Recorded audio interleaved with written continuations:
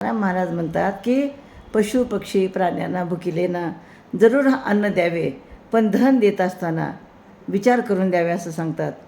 सर्वाभूती द्यावे अन्न, द्रव्य पात्र विचारून. उपतिष्ठे कारण तेथे बीज पेरीजे, पुण्यकरिता होय पाप, दूध पाजवुनी पोशिला साप.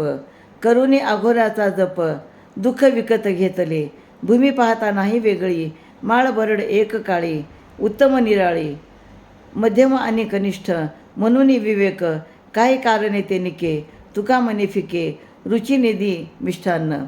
तर भूतमात्रांना जरूर अन्न खायला द्यावे, भुकेल्यांना अन्न खायला द्यावे.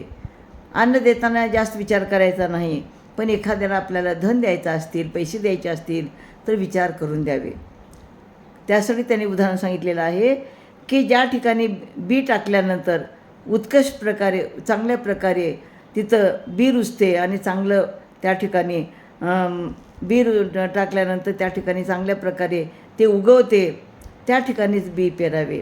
दयाबुद्धीने सर्पाला दूध पाजून पोसण्यात पुण्यकर्म होत नाही तर ते पापच होते.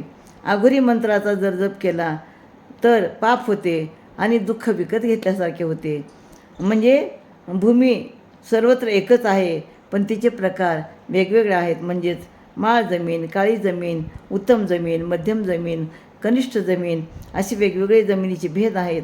तुकाराम महाराज म्हणतात, कोणतेही कर्म करताना विवेकबुद्धीने कर्म करावे, विचार करून कर्म करावे, ते केव्हाही चांगलेच. जशी मिष्ठान्न असूनसुद्धा त्याला चवच नसेल तर ते फिके आहे, म्हणजेच ते जेवणाऱ्याला आवडत नाही. म्हणजे तुकाराम महाराज या अभंगातनं सांगतात की कोणतेही कर्म करत असताना तुम्ही विवेकबुद्धीने सद्बुद्धीने कर्म करा, योग्य तेच कर्म करा, असं या अभंगातनं सांगतात. रामकृष्ण हरी.